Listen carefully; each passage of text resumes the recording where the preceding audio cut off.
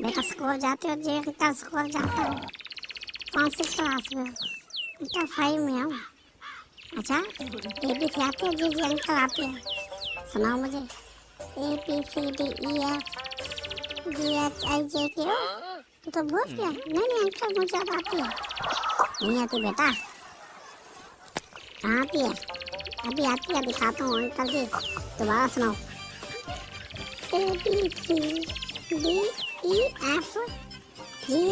नहीं नहीं, ये ABC नहीं आती है। देखो पट्टे, कौन सा उस्ताद है? उस्ताद है साद।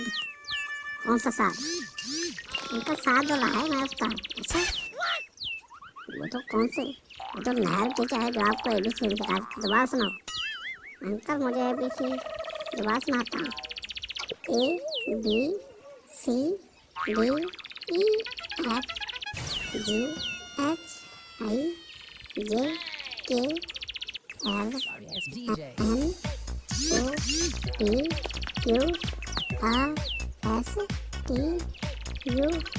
शाबाश बेटा शाबाश।